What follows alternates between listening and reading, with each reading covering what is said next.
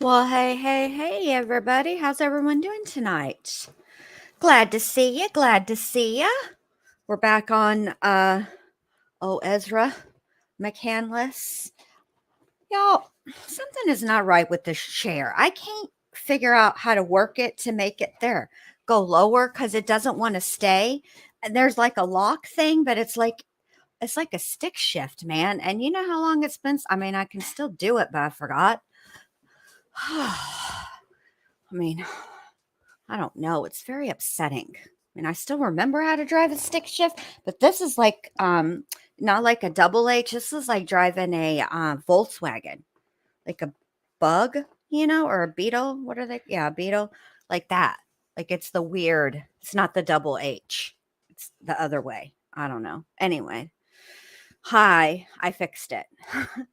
I don't like to sit up real high because I got short legs. I'm not that tall of a gal. I'm only 5'4". And if I'm up too high, then my feet don't touch the floor, and then it's bad news bears. So let me say hi to everybody. Hello, Heather, whatever. Hello, Kimberly. Hello, Amelia. How are you guys doing? I'm so glad to see all of you here tonight. Are we ready for Jason Hansen? He is the guy that Ezra and I'm only going to use this term until I figure it out. Hey, where's Kenny? How you doing? I haven't seen you in a minute. I'm glad to see you. Hi. Thanks for sliding in. Yeah, my feet don't touch. And I don't know if I'll say this. I don't think that any feet are cute, okay? Because I don't really like feet. In fact, I really don't like feet at all. Like they kind of gross me out. But I keep mine maintained. I'm always doing the petties. Yeah, because it's important, especially when you live in a place where it's pretty much chunkla weather, 25/8. You cannot be walking around looking like you snatch your food from large bodies of water. Your feet are exposed. You got to keep them nice. I'm so glad you're back. Where's Kenny? I figured you had to take a little break because I had to take a little break because I was sick. But, I'm glad you're back. But sometimes breaks are good. Breaks are necessary. So, all right. Yeah, I hear you. Where's Kenny? I really do because it's a lot. It's a lot. And that's why I be staying over here at the ward doing this because I can't handle all of it. It's too much for me. It's too much. There's enough drama into true crimes. I'll focus on that. So, Jason Hansen is the guy that Ezra accused of essaying her. Now, I'm saying accused because at this point, I don't actually know if it went further than an accusation. And so, because she has been convicted of a crime, and I don't know whether he has been or whatever, I don't, it's all an accusation at this point, and so it's allegations, and I don't want to, be accusing anybody of things they did not do. So, well, exactly right. Where's Kenny? Exactly. Hey, Vincent's missing ear. Good to see ya. So that's why I be staying out of it. Let me tell y'all some tips that have gotten me through life fairly Well, I don't want to say unscathed because I've had some scathings. That's not actually a word. Well, scathing is a word, but scathings I don't think is correct. But anyway, let me tell you something that has served me well in life. 2 phrases. My name is Bennett, and I ain't in it. Also, my name is Paul, and that's between y'all. It's worked for me so far. Knock on wood. So that's how I'm gonna keep it. Live like Jen Lu. All right, so let me get over here and do the things I need to do to share all the things so we can watch this testimony. And I went ahead and put a trigger warning in the title because I have not listened to this testimony and I'm not exactly sure how what the scope of it's going to be, how I don't know what he's going to say, right? And because I know what the deal is between the two of them, I just went ahead and put a trigger warning in just in case. Better safe than sorry. That's another one that's also served me well in my life. Also, reading and not scrolling so fast, Jen. Slow down.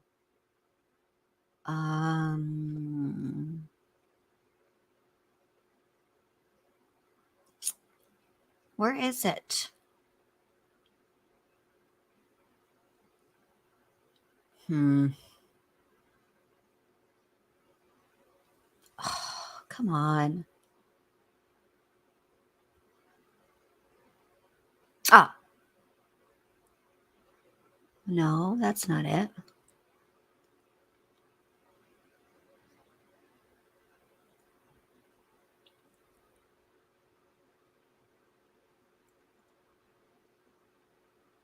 I know that it was here. Where's Mo? All right, let me just go all the way. Why can't I find it? I'm sorry, you guys.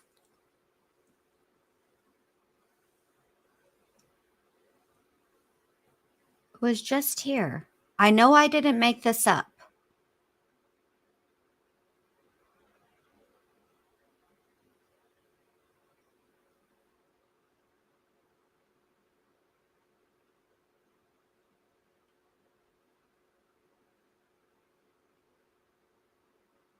Oh, okay. So it's I lied. I was wrong. This is why I need to pay attention a little bit better. This is actually Officer Mark Vang. He is with the police, and he is going to testify about the interview regarding Jason Hansen. So it's not actually Jason Hansen testifying, but I don't know what all is going to be said. So the trigger warning is probably a good idea. Golly, I was scrolling forever, and I finally found it. Hey, Nonstop Mom. Sorry, you guys. I need help. All right. All right, let me make this. Pause this. Oh, all right.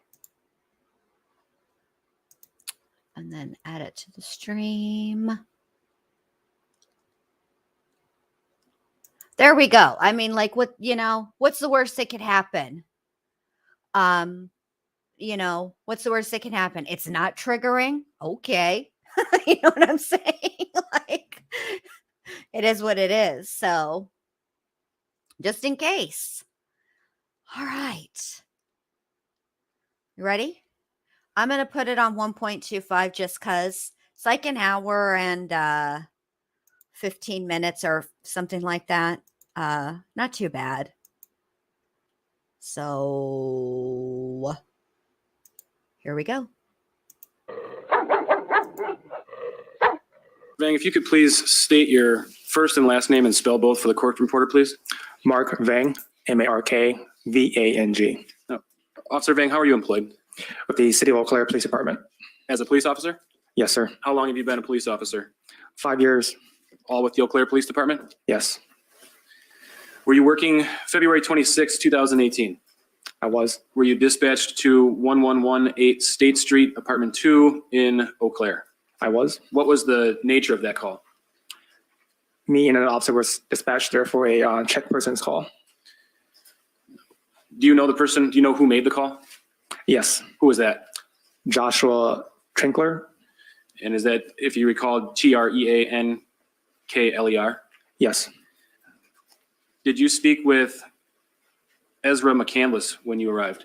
I did. Is the person you spoke with and identified as Ezra McCandless in the courtroom today? She is. Can you identify where she's located by describing a location and an article of clothing, please? She is sitting at the defense table wearing a pink jacket. Record will reflect that the witness has identified Ms. McCandless, the defendant. Thank you. Did you have an opportunity to not only have contact with the defendant, but also speak with her? I did. Where did that discussion initially start? It started on State Street, but then she requested to speak with me at the police department. And you said she requested that? Correct. Did you accommodate that request? I did. Did she say why she wanted to go to the police department? She just wanted to speak somewhere in private. How did you and the defendant get to the police department? I drove her in my squad car to the police department. Was there an interview that was continued once you got to the police department? There was. Where within the department was that? In the interview room in the police department. Now, at this point, was the defendant being treated as a suspect of any kind? No, What was her role in the call as far as you were concerned at that point? a victim.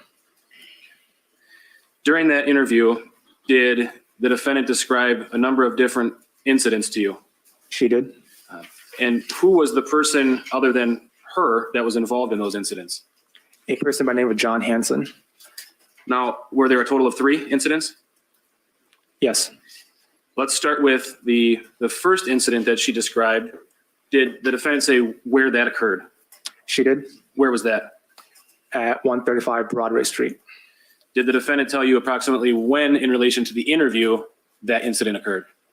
About a week prior. What did the defendant explain to you about what happened during that initial incident? At the Broadway Street address, she was home at that residence with a John Hansen. There at the kitchen counter, John grabbed Ezra with his right hand. Now, let's just step back a second. Whose residence was that, if you know? Jason Mengele. Did the defendant describe to you the relationship at that time between her and Jason Mengele? She did. What was that relationship? Boyfriend and girlfriend. Was that both at the time of the incident as well as at the time of the interview? Yes, Was Jason Mengele home at the time of the incident, as described by the defendant? no, he was not. Was there anybody else besides John Hansen and the defendant at the Broadway Street address, according to the defendant, when the incident occurred? No one else was home. You said it started at the kitchen counter, is that correct? Yes, And you said that the defendant stated John Hansen grabbed her by the throat, is that right? yes. Did the defendant describe what John Hansen did while grabbing her by the throat, according to her? That he squeezed her throat, which caused her pain, had a hard time breathing, and caused her to cough. Did the defendant tell you whether or not she told John Hansen to stop? She did not. She did not tell you, or she did not tell him? She did not tell him. Did she tell you whether or not she tried to fight John Hansen off? She told me she did not. Did the defendant tell you what she did immediately after John Hansen, according to her, grabbed her by the throat? She placed her hands on his wrist. Did she push herself away or back away? She told me she did not. What did, according to the defendant, John Hansen do next? He released his grip, and then she backed away, and then he put her in a headlock. According to the defendant, what did she do next? She did not fight back, and she only put her hands up. According to the defendant, did John Hansen release her? He did. And according to the defendant, what did she do? She went and sat down on a couch. Again, according to the defendant, what did John Hansen do at that point? He acted like nothing happened and did not apologize to her. According to the defendant, did Jason Mengele ever come home? He did. When did that occur in relation to the physical contact as stated by the defendant? Shortly after Jason came home. Did the defendant tell you whether or not she told Jason what she claimed happened? She did not. She did not tell you, or she did not tell Jason? She did not tell Jason. Did she say why she didn't tell Jason? She told me that she felt scared and ashamed. During your contact with the defendant, did you see any bruising or injuries on her? I did not. Is that something you would look for given the nature of what was being discussed? Yes. Now let's move on to the second incident that the defendant described to you. Where did that occur? At the address outside the city of Eau Claire. Whose residence was that, according to the defendant? John Hansen's. When did that incident occur? According to her, a couple days after the first incident. According to the defendant, was this another incident between John Hansen and the defendant, according to her? Yes. How did the two come in contact, according to the defendant? Ezra was invited to John's residence, and John was the one who picked her up and brought her there. Did the defendant say why John invited her to the residence? To talk about what happened. Did the defendant tell you whether Jason Mengele was around the area during that second incident? No, she stated that he was off at training. Was that military training? Yes. Did the defendant tell you what time John Hansen picked her up? Around 7 p.m. Thank you. Where's Kenny? I And appreciate according to the it. Thank you so defendant, The much. two of them to his house? Yes. According to the defendant, what did they do when they arrived at his house? They both started drinking and got intoxicated. Did the defendant tell you what level of intoxication she was under? She told me that she got out to the blackout drunk. Did she say whether or not she got sick? She also indicated she was throwing up as well. Did the defendant tell you if anybody else was home besides her and John Hansen? She did not mention anyone else.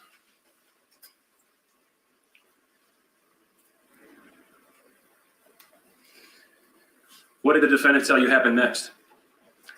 That John brought her up to his room, where he then turned the lights off, and they were now both on his bed. Did the defendant tell you whether she was still sick at that point in time? Yes, she indicated that she was still throwing up at that time. What did the defendant tell you happened next? She felt someone laying on top of her. Was she able to tell you who she thought that person was? She believed it was John, even though the lights were turned off. What did the defendant tell you happened next? That sexual intercourse took place between her and John. Did the defendant tell you what, if anything, according to her, John said to her during that sexual intercourse? That he told her to be quiet and to be a good little girl. Did the defendant tell you that she eventually fell asleep? Yes. And did she tell you where she woke up? She told me that she woke up in John's bed with John laying next to her. Did she say anything about the clothing that she was wearing according to her? Yes, she indicated that her socks, underwear, and tights were off on the floor and that she was only wearing her dress. Did the defendant tell you if John Hansen gave her any directions once she woke up? She indicated that John told her to leave his bedroom and go to a different bedroom so that his roommate wouldn't think of anything else. Did the defendant tell you whether she complied with that request? She did. She said she went to a different room and laid in a different bed. What did she tell you happened after she laid in that different room in a different bed? That around 10 a.m. or 11 a.m., John then took her back to Jason's residence. And that's the 135 Broadway Street address? Yes. So this would have been the day after the night drinking at John's house, correct? Yes. And does that take us to the third incident as reported by the defendant? Yes. What did the defendant tell you happened when she and John Hansen pulled up to Jason Mengele's residence? That John realized that Jason was not home.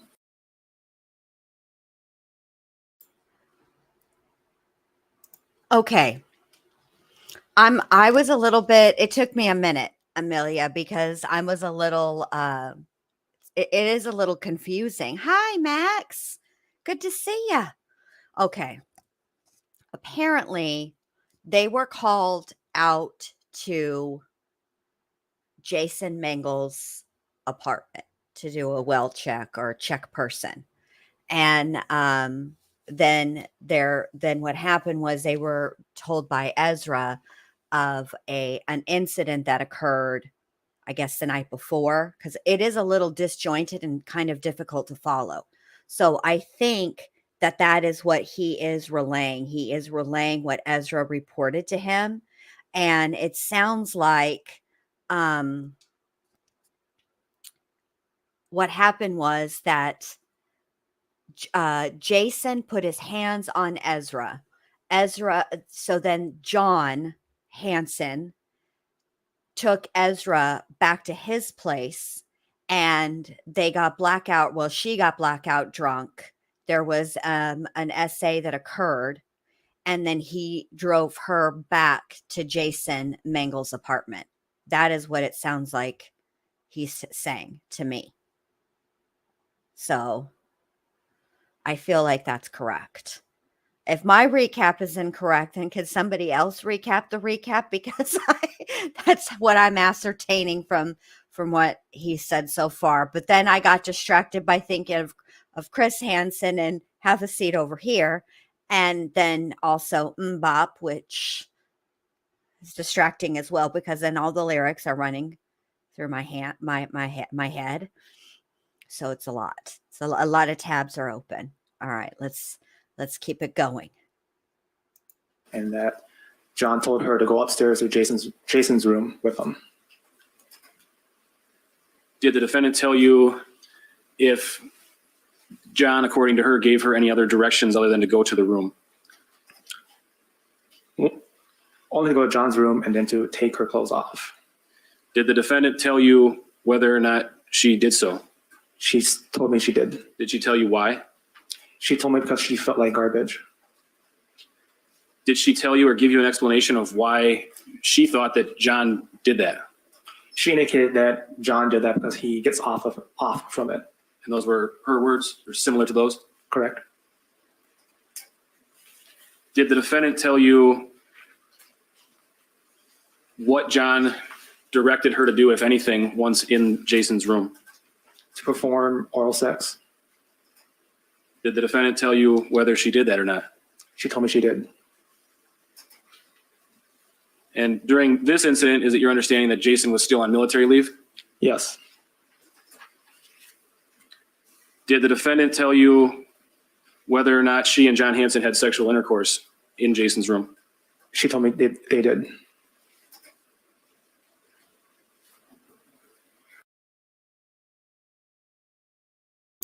Okay. So I have it wrong. Nonstop Mom has it right. Because how could it be Jason doing the hands putting on if he was on military duty?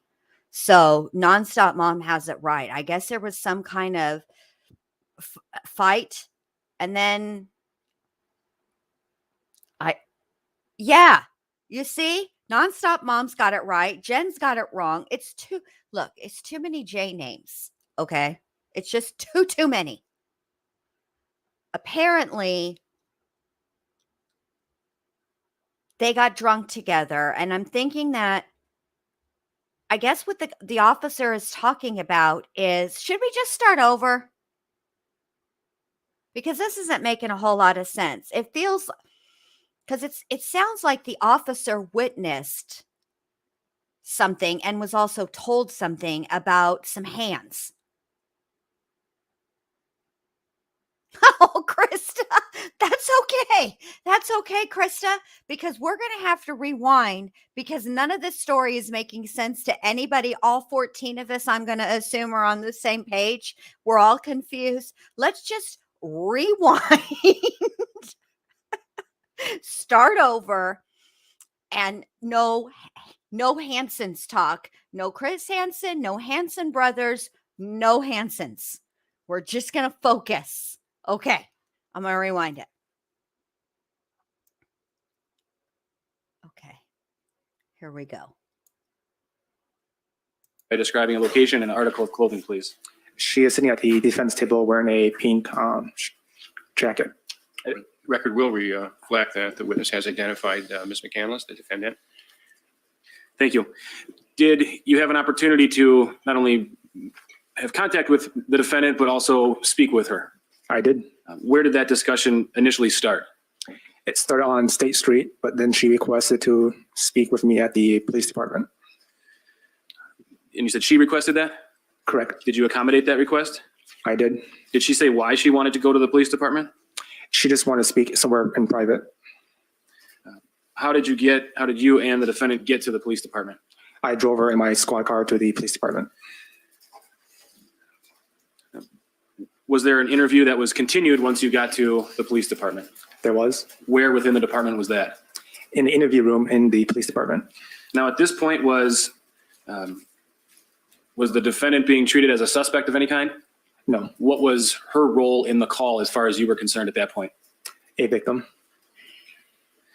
During that interview, did the defendant describe a number of different incidents to you? She did. And who was the person other than her that was involved in those incidents? A person by the name of John Hansen. Now, were there a total of 3 incidents? Yes. Let's start with the first incident that she described. Did the defendant say where that occurred? She did. Where was that? At 135 Broadway Street. Did the defendant tell you approximately when, in relation to the interview, that incident occurred? About a week prior. What did the defendant explain to you about what happened during that initial incident? At the Broadway Street address, she was home at that residence with a John Hansen. There at the kitchen counter, John grabbed Ezra with his right hand.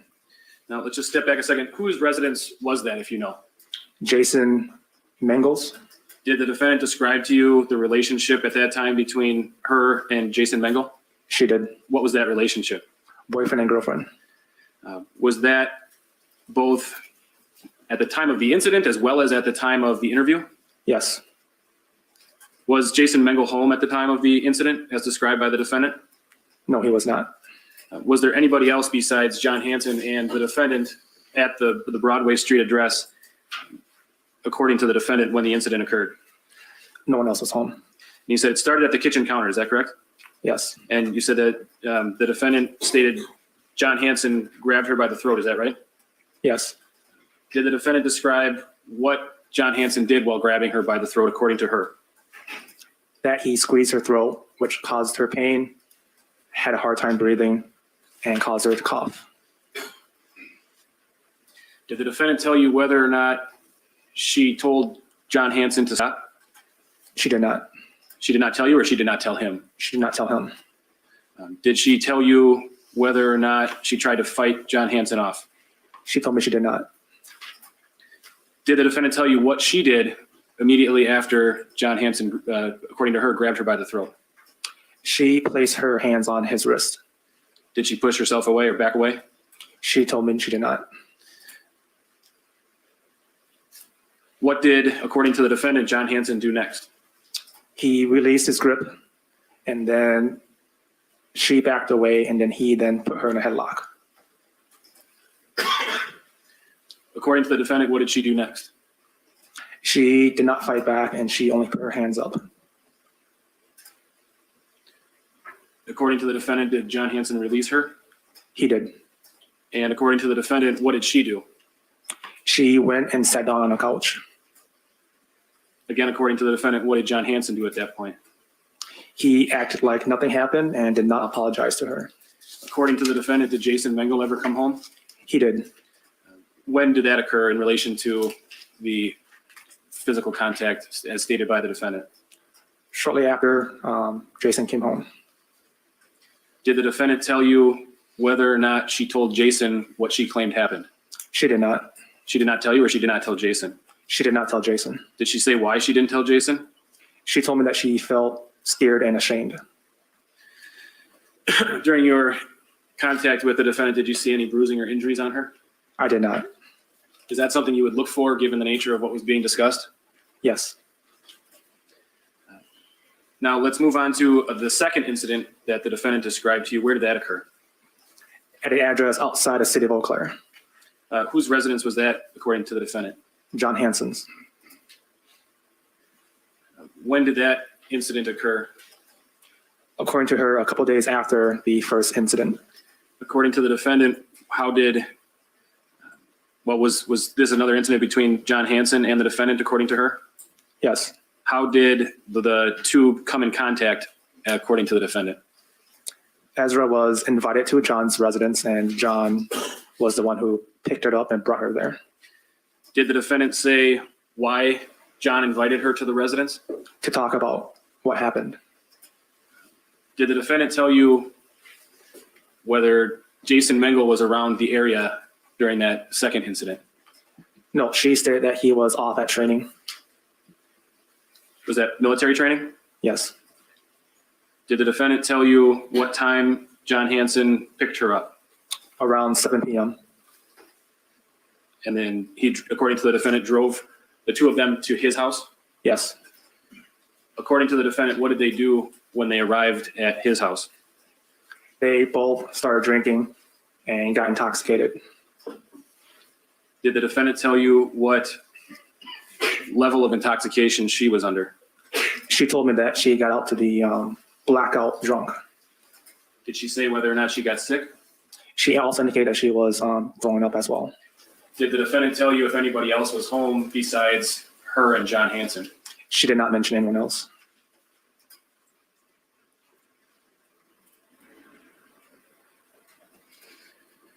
What did the defendant tell you happened next? That John brought her up to his room, where he then turned the lights off, and they were now both on his bed. Did the defendant tell you whether she was still sick at that point in time? Yes, she indicated that she was still throwing up at that time. What did the defendant tell you happened next? She felt someone lay on top of her. Was she able to tell you who she thought that person was? She believed it was John, even though the lights were turned off. What did the defendant tell you happened next? That sexual intercourse took place between her and John. Did the defendant tell you what, if anything, according to her, John said to her during that sexual intercourse? That he told her to be quiet and to be a good little girl. Did the defendant tell you that she eventually fell asleep? Yes. And did she tell you where she woke up? She told me that she woke up in John's bed with John laying next to her. Did she say anything about the clothing that she was wearing according to her? Yes, she indicated that her socks, underwear, and tights were off on the floor and that she was only wearing her dress. Did the defendant tell you if John Hansen gave her any directions when she woke up? She indicated that John told her to leave his bedroom and go to a different bedroom so that his roommate wouldn't think of anything else. Did the defendant tell you whether she complied with that request? She did. She said she went to a different room and laid in a different bed. What did she tell you happened after she laid in that different room in a different bed? That around 10 a.m. or 11 a.m., John then took her back to Jason's residence. And that's the 135 Broadway Street address? Yes. So this would have been the day after the night drinking at John's house, correct? Yes. And does that take us to the third incident as reported by the defendant? Yes. What did the defendant tell you happened when she and John Hansen pulled up to Jason Mengele's residence? That John realized that Jason was not home and that John told her to go upstairs to Jason's room with him. Did the defendant tell you if John, according to her, gave her any other directions other than to go to the room? Only go to John's room and then to take her clothes off. Did the defendant tell you whether or not she did so? She told me she did. Did she tell you why? She told me because she felt like garbage. Did she tell you or give you an explanation of why she thought that John did that? She indicated that John did that because he gets off from it. And those were her words, or similar to those? Correct. Did the defendant tell you what John directed her to do, if anything, once in Jason's room? To perform oral sex. Did the defendant tell you whether she did that or not? She told me she did. And during this incident, is it your understanding that Jason was still on military leave? Yes. Did the defendant tell you whether or not she and John Hansen had sexual intercourse in Jason's room? She told me they did.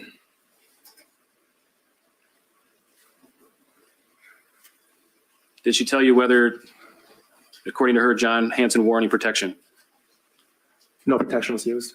And did she say whether or not John Hansen ejaculated inside of her vagina? She told me he did. Did the defendant tell you whether or not she either fought off John Hansen or told him no? She told me she did not. How did she describe what John Hansen had done to her? She indicated to me that he used me. After the sexual intercourse occurred, did the defendant tell you where John Hansen went, if anywhere? Yes, John went to a coffee house called Racy's to get coffee. Did he ever come back, according to the defendant? He never came back. Did the defendant remain at Jason's apartment while John Hansen went to get coffee, according to her? She did. What did she say that she did in the apartment after John left? She indicated she went to autopilot mode and remained in the residence. And autopilot were those words that she used? Yes. Did she say whether she took a shower and got dressed? Yes, she indicated that she also took a shower and got dressed. Did the defendant tell you whether or not she had continued or whether John Hansen had text messaged her subsequent to the incidents we've talked about? He has. According to the defendant, what did John Hansen tell the defendant to do, or if anything? To erase the text messages that he's been sending her to protect him. Did the defendant say whether or not she actually deleted text messages? She told me she did. During this interview, approximately how long was that initial part where she talked about those incidents? About an hour. And that's a recorded interview, is that right? Yes. And your testimony today, is that consistent with what you've been able to review on that recorded interview? Yes. Now, in that interview, how would you describe the defendant's demeanor? And I can ask you some specific questions. Was she crying? Yes. Was she upset at times? Yes. Was she emotional? Yes. Did she ever ask for Jason Mengele? She did. Was that during the interview? It was. Did she make any specific requests as it relates to Jason Mengele? She wanted Jason there with her. Was that once or more than once during the interview? More than once. Did she say why she wanted Jason there? I don't recall. Do you recall her saying that she felt safe when Jason was there? Yes. Was Jason allowed to come into the interview room after your initial interview had been completed? He was. Have you had an opportunity to either review in live real time from outside of the interview room or review recordings of the interview when Jason was in the room? I have. And is that which one of the two, in live time or after the fact? Partially real time and after the fact.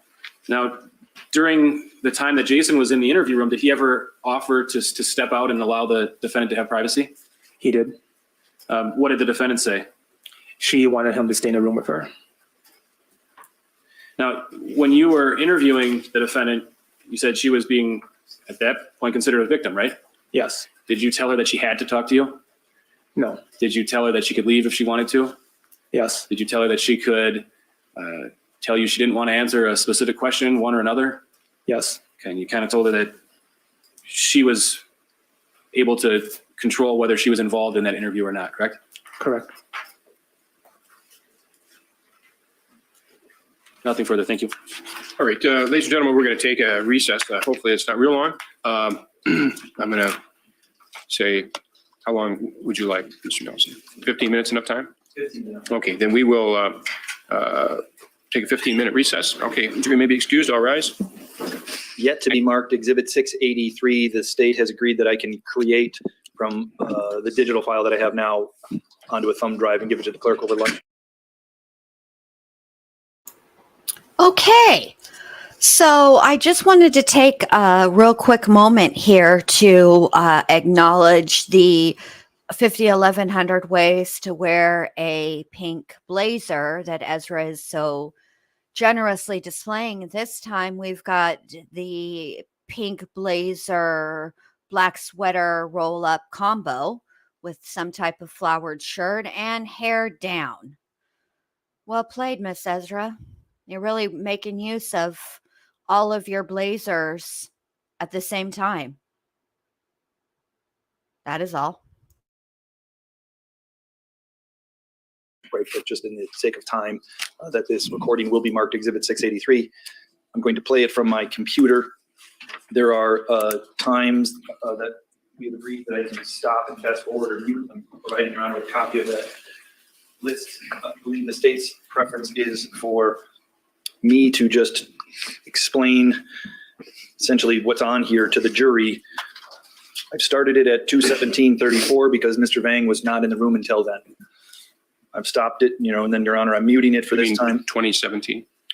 Yes, I misspoke, but that's the idea, is that I would, rather than ask the witness questions, that I would just say, Judge, I'm going to stop it here. I'm going to start it here because Mr. Vang isn't in the room. There's no questions being asked of her. Does that sound appropriate?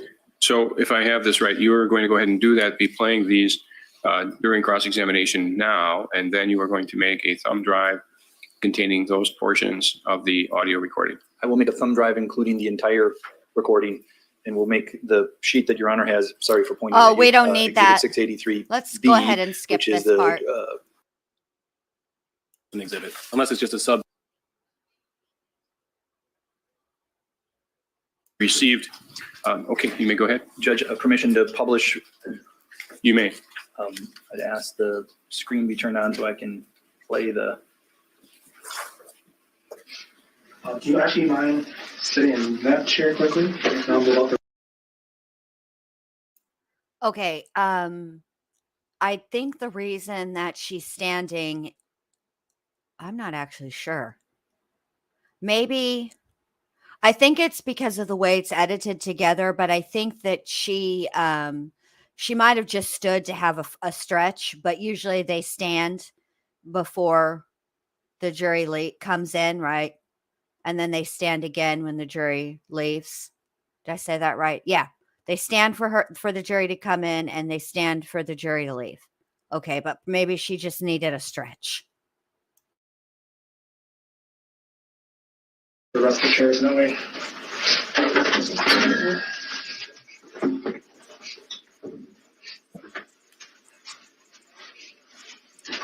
If you need anything, water or a snack, I'll do like anything for you, okay? All right, so my name is Mark. Civil Clerk's Department. Before we begin, like I said, you're free to leave anytime you want. You can stop talking whenever you want. The door is on closed for privacy. You can leave anytime you want, okay? Just let me know that ahead of time.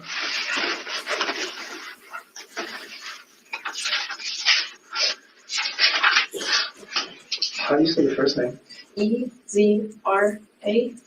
What's your middle initial? J. And how's your last name, miss? McCandless.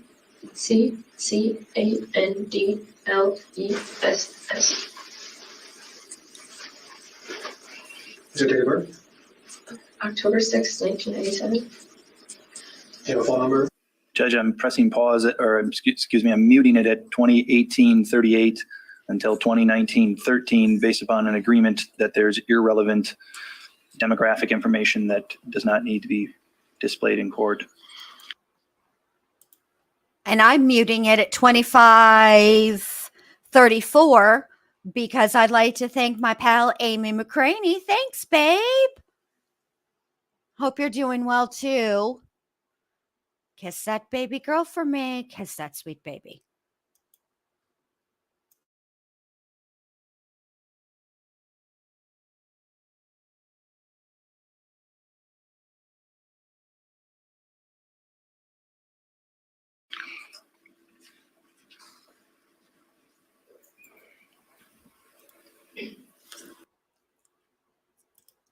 Oops. I don't think I think I was muted when I said thank you so much, Amy. Thank you very much. I appreciate that. And you kiss that sweet baby girl and enjoy that crazy. I hope you're doing well as well. Oh my gosh. Come on, computer. All right, hold on. I'm going to play it now.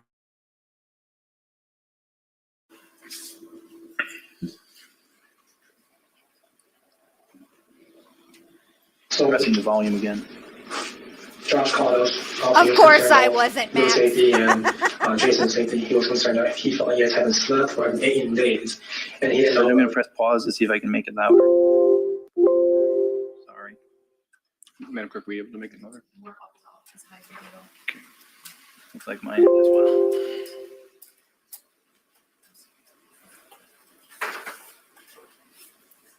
Back, pressing play again, Your Honor.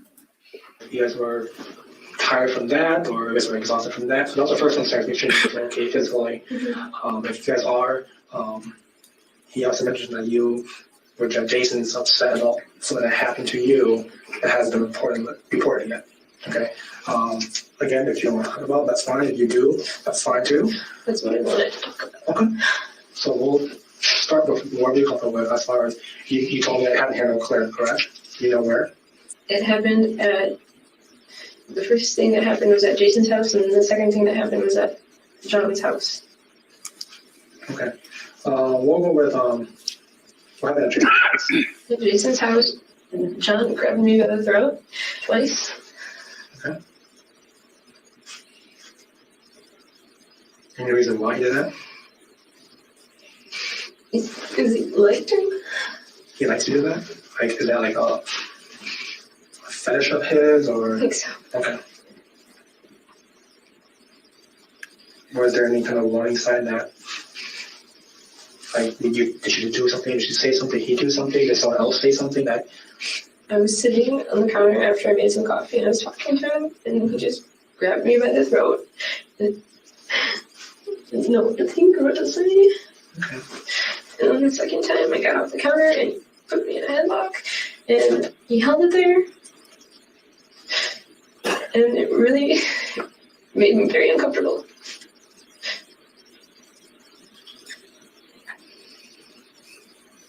Some questions that I ask you, and they sound really redundant, very obvious, but these are questions that I have to ask just to get more clarity as far as, for example, like you mentioned that he grabbed you in the throat. Did he use the right hand or left hand or both hands? It was his right hand. When he grabbed you the right hand, did he squeeze your throat, or did he just put his hand around the throat? He squeezed my throat forcibly. Okay. Did that cause you to have any trouble breathing? Yes. Okay. Did you lose consciousness at all? Did No. you black out? I felt really lightheaded after the second time he grabbed me. That was the headlock, correct? Okay. Did you see any kind of like little fuzzy, shiny things floating around when that happens? Have you ever had that experience before where you shortness of breath or you get a wind knocked out and you also see like this little like glaring thing floating around? Okay, so but that happened though. Okay. I just coughed a lot. Okay. Is your throat still hurt now? Okay.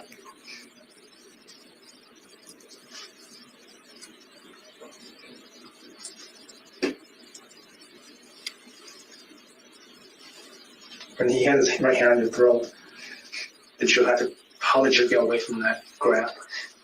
And he just sat there and he let go. Okay. Were you hitting his hand at all? Were you telling him stop? Were you telling him no? I just was quiet. I just grabbed his hand. Okay. I grabbed his wrist. It's like 6 foot something. Really big. Okay.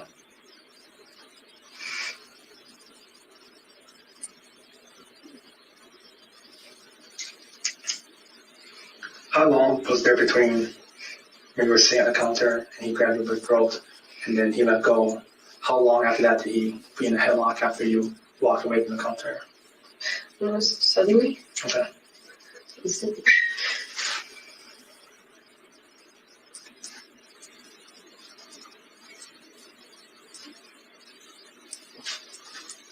When he had you in the headlock, was his left hand arm around you, or was his right arm around you? I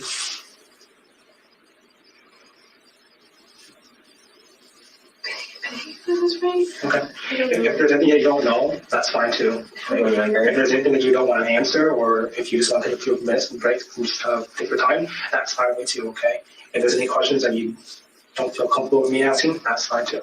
So don't be afraid to say, like, I'm not comfortable answering that, or I don't want to talk about that, that's fine. It doesn't mean that you don't care, it doesn't mean that this isn't real, it's just take your time. Mm-hmm. I'm not trying to rush you. If it feels like I am, just tell me, okay? When he had you in a headlock, did you also have trouble breathing? That's what made me cough. Okay.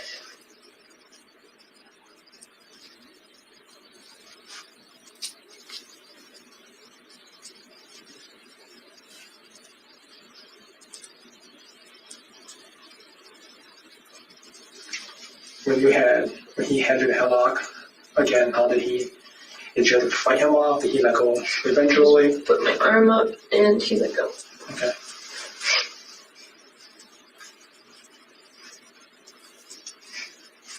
Was there anyone there when this happened?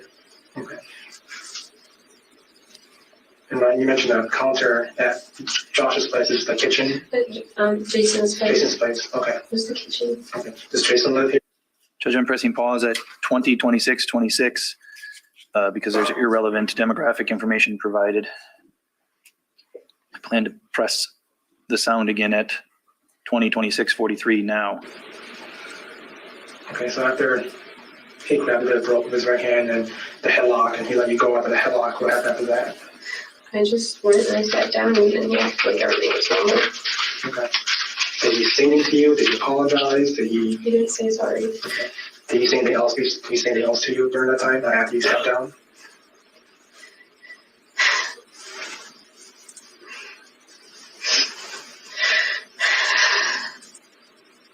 I can't remember what he said to me at the time. Okay.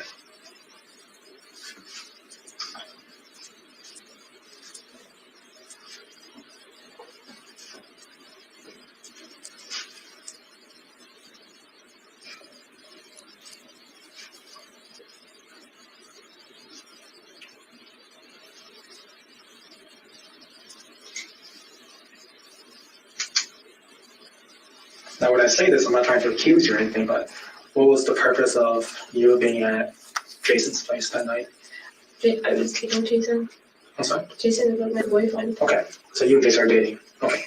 That I did not know, so I just want to kind of clarify, that makes a lot of sense why you were there. Why was John there? Because John was one of Jason's friends. He was my friend and he came over because Jason was gone. And he wanted to just hang out and do art with me. Okay. So Jason was at home then during this time, okay.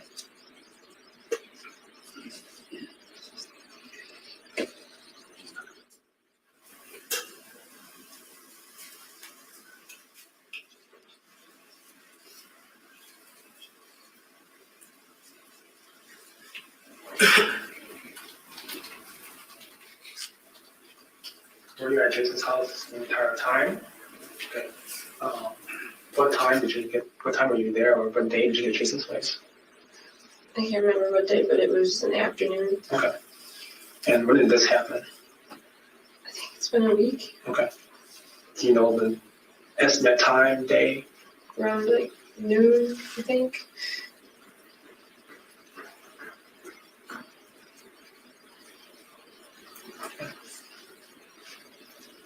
So after you sat down and John acted like everything was okay, what happened after that? Jason came home and John got up and he left. Okay. How long was it when you sat down until Jason got home? It wasn't very long. He got home shortly.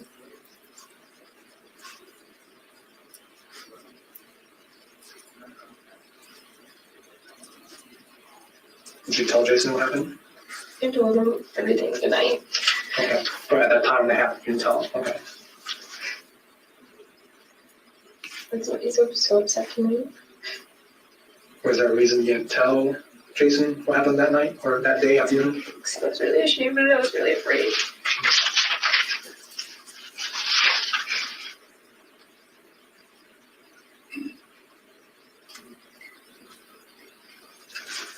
When this incident happened, did John touch anywhere else, or did you get permission to? Did he do anything else to you? Did he? I don't know. Okay. So as far as you know, is he just grabbed that girl and then put you in a headlock, and each one caused you to have trouble breathing, cough, but you did not black out, lose consciousness. Okay.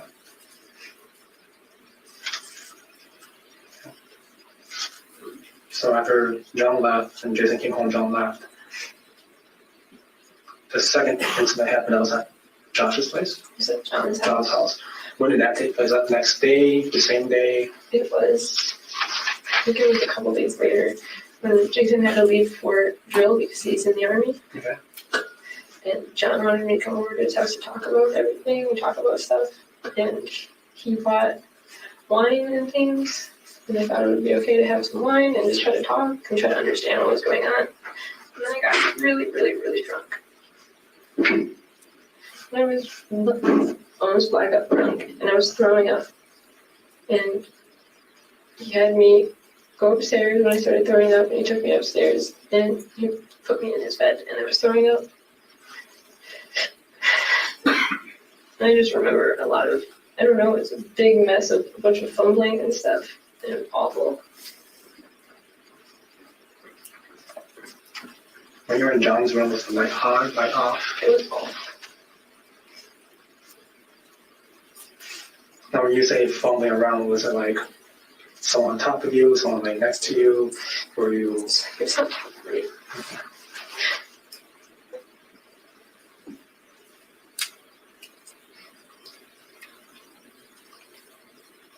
Did you for sure know it was John, or that it was just someone on top of you? It was John. Okay.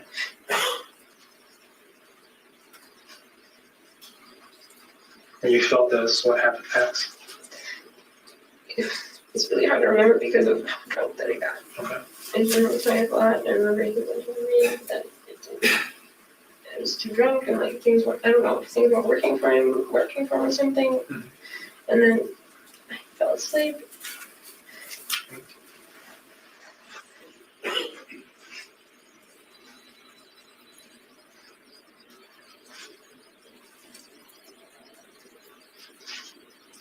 I just didn't think it was right. It messed me up really bad.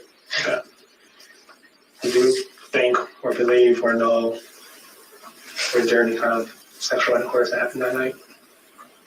I think so, but he's telling everybody that there wasn't.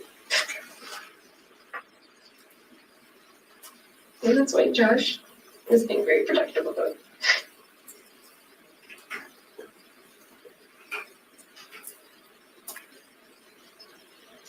And it hurts really bad because I just want somebody to believe me. Or do you have any pain down there? Any soreness, any redness that you know of? No, Okay. there's no need to use any protection. Okay. No protection?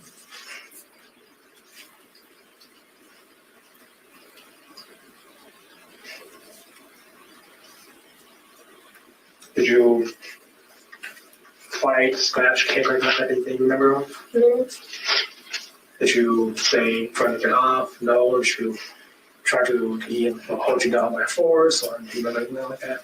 I don't remember much of that night. So after you fell asleep, you woke up, do you know where you were when you woke up? Where were you? I was in Sean's bed. Do you remember having any clothes on, I didn't blankets, cover sheets, anything like that? I had blankets on, but I didn't have my tights on or my socks.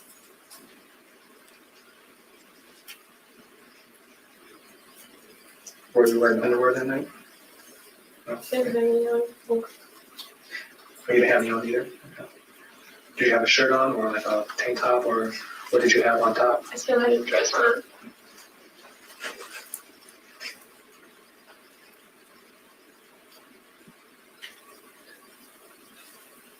were you able to find those clothes that belong to you? Where were they located at? They were on the floor and just kind of scattered.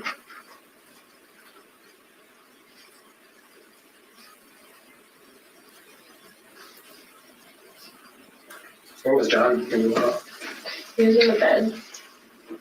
Was he laying next to you on a different bed or? He was laying next to me. He woke up and he told me to get out of his bed and go lay in the other bed so that his roommate wouldn't think anything. Was the other bed in a separate room or same room? In the second room. He told me he didn't want his roommate to think anything.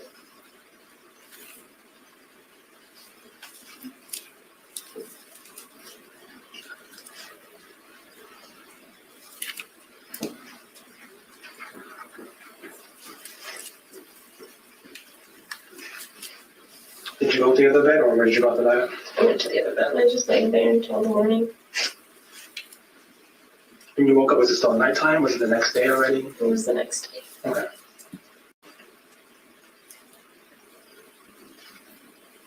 When you went to, do you remember what time you went to John's house? I remember. I think it was after he got done with work, so around 7 PM, AM? p.m. Okay.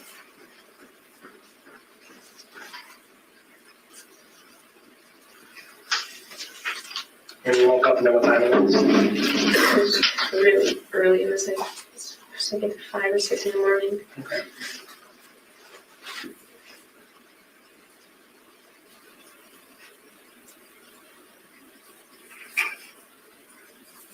So you went to the other room around 5 or 6 o'clock in the morning.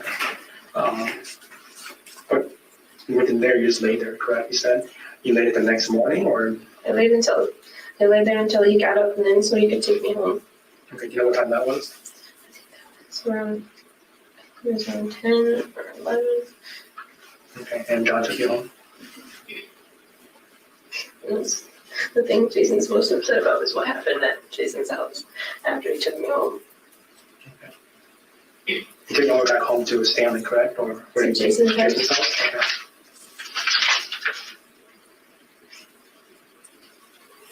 Did they happen on a ride home from John's place to Jason's place? It happened at Jason's place. Okay. No, they happened in the car though. Oh, okay. So after John woke up and took you to Jason's place, what happened then? I got there and I thought Alex, our roommate, would be there, but he was at work. Mhm. And I got there and he told me to go upstairs to Jason's room because he wanted because he wanted to do stuff to me on Jason's bed. Because that's what he wanted, because he told me that that's what gets him off. And he took me upstairs and he told me to take my clothes off. And so I did because that's what I thought I had to do because I thought I was a piece of garbage for going over to his house.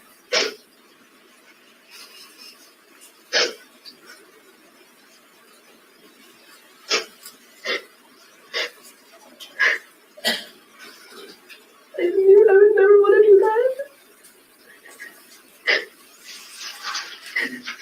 Right back, okay. We'll use some tissue. As I'm pausing at 20:41:10 to try to fast forward to 20:49 minute mark when Mr. Vang returns 8 minutes later from his current exit.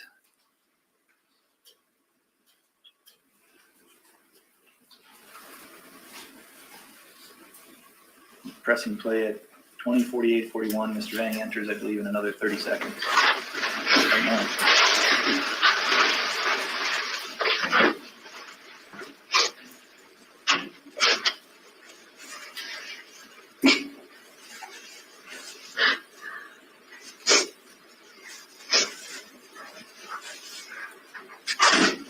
Check my trash can, so you see my table. Are you okay with that? Okay. Can you find out soon if Jason can come here? Yeah, I can call my partner and see where they're at. I don't know if they're still talking or not, so I will call him shortly and see if he can come there again. Last enough thought, he told me that John brought you back to Jason's place, and that he told you to go upstairs because he gets off of that. When you say, when he gets off on it, what do you mean? Like what happened up in Jason's bed?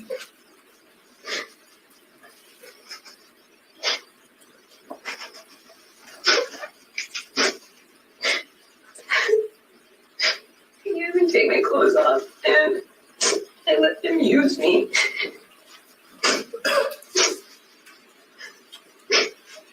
I regret it so much. I didn't want that to happen.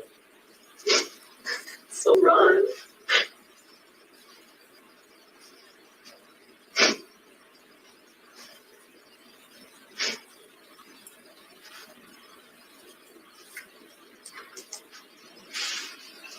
Again, I'm not trying to say this to make you relive what happened, but when you say use me, what do you mean by that?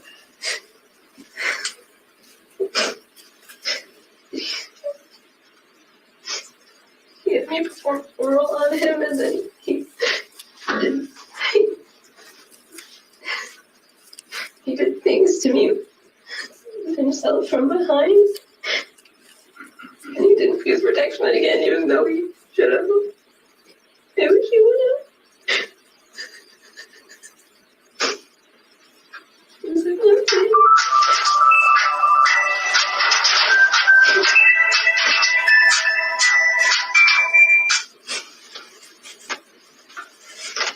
When you say the things behind, do you mean like sexual intercourse? Okay. Did you know if he used his penis or did he use an object or his hand? He used his penis.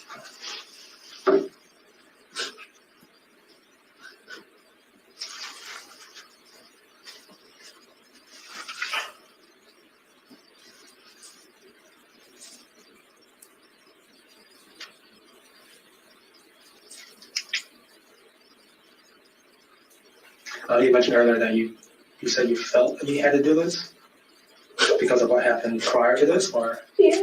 Okay.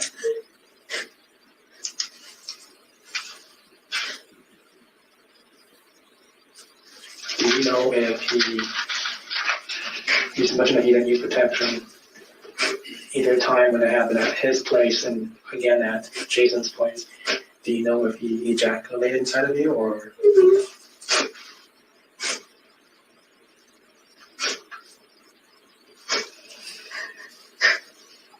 I couldn't afford Plan B the next day, and that's what I wanted to do. I'm sorry? I wanted to take Plan B the next day, but I couldn't afford it. I'm so upset.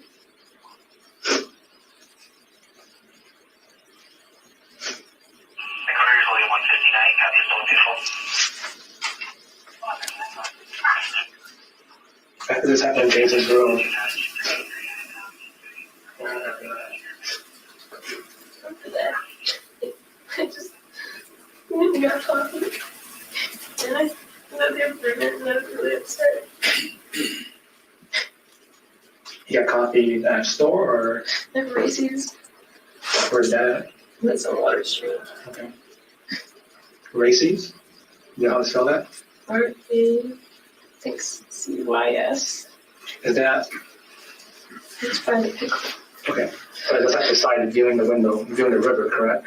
Okay. Okay, so you bring a coffee there. What did you do or where did you go? I don't really even remember. It's like I shut down. I went on autopilot. Did he come back to Jason's place or did he go somewhere else? Somewhere else.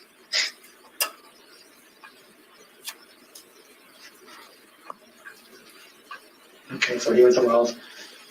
I can remember now what he said the night at his house. What did he say? When he was on top of me, he just kept telling me to be quiet and kept calling me little girl. That was so weird to me. And I told Jason about it and it made him really upset. And I really vividly remember it. I didn't like that.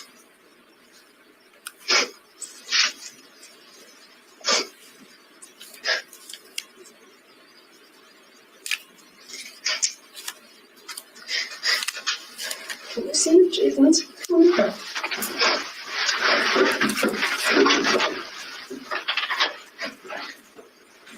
Judge, I'm stopping it at 20:55:54, and I'm not the defense does not intend to play any additional portions of the recording.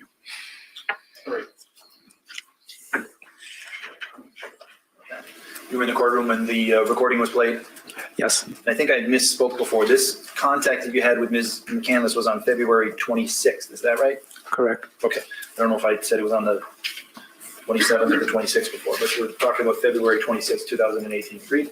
Yes, And just to kind of give a big overview of things, you were responding to a check person call. Is that right? yes, And the check person call was in relation to a person named Jason Mengele. Agreed?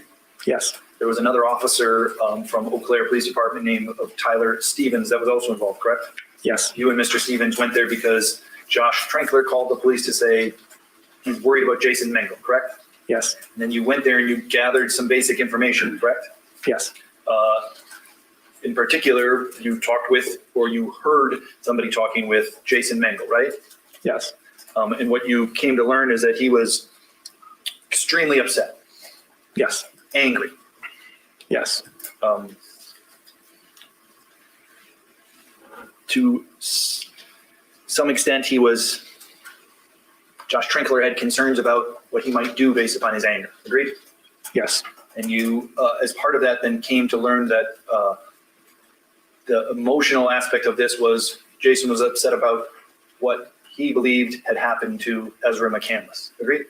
yes, So then Mr. Stevens stayed and spoke with Jason. Is that right, Mr. Mengele? yes, And then you, I don't want to say pulled aside, but kind of went to the side and spoke with Ms. McCandless briefly, right? yes, And asked her, basically, you're looking for the background to say what happened that made Jason so upset that Josh had to call the police about it, right? yes, And Ezra said, well, let's go down to the station and we'll talk about it then, correct? yes, But Ezra wasn't the one that called the police. correct. Right. She was asked by you if she was willing to talk to you about why Jason was upset, right? Yes, And then she agreed to do so, right? yes, And the recording we just watched, I think there's a recording that lasts probably upwards of 3 hours. Is that fair to say? yes, about 3 hours, yes, There's, you're in a room speaking with Ms. McCandless where you're gathering the facts that you can, right? correct. And then at some point, you're in and out of the room, but at some point, you leave the room and Jason Mengele arrives and he's in there with Ms. McCandless, correct? Yes, Providing her comfort or care, those sort of things, correct? yes, Support, right? correct. And there's some time lag there where Ms. McCandless is waiting for other people to arrive. Is that right? Yes, Because you had told her there's a whole, is it a crisis response team that can show up and help women that are, that need support in these situations? yes, You had told her about that, is that right? I did. And then you reached out to those contact people, agreed? Yes, And you told them to come to the Eau Claire Police Department. yes, And then those two women, eventually two women arrived, correct? yes, And then between when you interviewed Ms. McCandless and the two women from the crisis response team, that's the time that Mr. Mengele was in the room providing Ms. McCandless with emotional support. Agreed? agreed, And then eventually the crisis response team is there, and that's all on tape as well, correct? correct.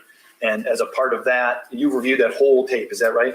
Yes, And as a part of that, you saw her being provided with a red folder, agreed? yes, And that had all kinds of pamphlets for support for women in her position, agreed?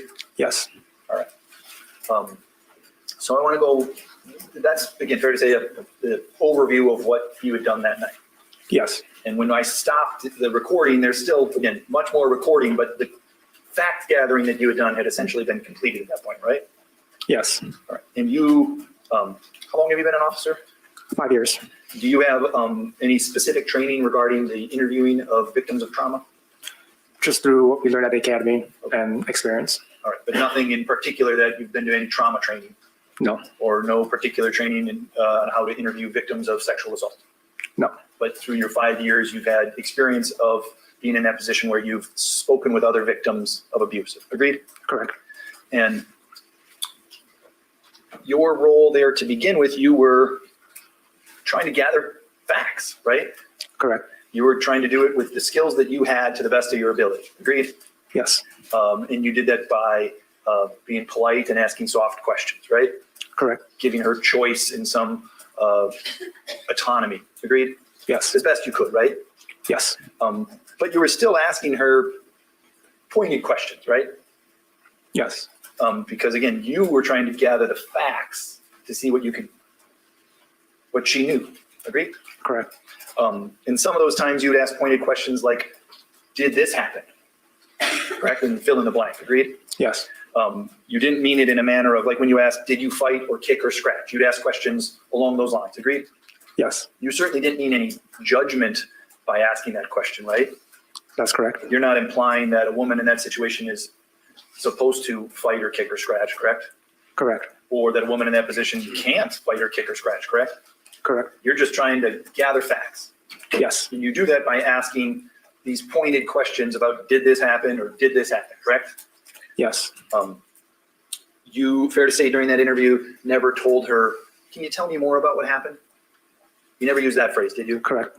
You didn't say, tell me more about that. Agreed? Yes. They were, for the most part, these closed, pointed questions that you thought were the most helpful way for you to gather facts. Yes. And when you did that, she gave you answers, right? She did. She talked about, I think, has been characterized as 3 different events. That's what how it's been characterized thus far, right? I'm going to object to cumulative. We've watched the video of the interviews. Sustained and cumulative. I want to ask you some questions about that first portion of it, okay? Okay. It's not unusual. You've investigated domestic abuse incidents before. I have. You've investigated sexual assault incidents before, correct? I have. It's not unusual in those incidents for there to be no witnesses other than the 2 participants. Objection to relevance. It goes to relevance. I can follow it up here quickly. Well, I'm going to overrule. Go ahead, Mr. Nelson. Fair to say in your experience that those are typically not witnesses to those events. Agreed? Yes. Do you know this gentleman over here to my left with the blue shirt and the black tie sitting behind the prosecution team? I do. That's Investigator Prock. Yes, he is. He's somebody that works in your office. Correct. And you're aware that after you conducted this initial fact-gathering interview, eventually Ms. McCandless met later on with Mr. Prock. Is that right? I'm not asking you the content. I'm just saying, are you aware of the fact that those 2 met to speak about the same incident that she spoke with you about? Not right away, but eventually, yes. As you sit here today, you're aware that that occurred. Yes. And what Ms. McCandless described about the first incident was and I know I'm just trying to get into the context of this, time when she says John Hansen put her hands on her throat or a headlock, right? Yes. Are you aware that upon further investigation, the Eau Claire Police Department determined that there was actually a witness to that event other than John Hansen and Ezra McCandless? I did not know that. You asked Ms. McCandless about how she responded in all 3 of these incidents, correct? Yes. And she described a situation in which there was no weapon involved in any way. Agreed? Agreed. She said that she never said John had a knife, did she? She never did. She never told you that she thought her life was threatened, did she? She did not. She expressed to you in describing what was happening, or you asked her questions about her not reporting it, is that right? At least to her boyfriend or to others. Yes. And she expressed to you her feelings of shame, right? She did. And again, that's not unusual that you've heard that when you speak with other victims of these types of events. Agreed? Agreed. She responded to you at one point that she, quote, thought I was a piece of garbage for going to his home. Is that right? Yes. And at another point, she expressed to you, quote, I let him use me. Is that right? I'm going to object to cumulative. Sustained. We can't repeat everything, Mr. Nelson. We have a time limit, and we got to keep this moving. So I can't have you asking the same question multiple times. I don't believe he has. There's 3 specific Okay, quotes just that I please, want. just move on. Just move on. One of the things that she expressed that she was upset about that hasn't been asked about was she told you that he's telling everyone there wasn't sex. Agreed? Yes. Do you know if there was any additional investigation later to determine whether eventually John Hansen changed that and admitted to having sex or not? I'm not aware of that. At the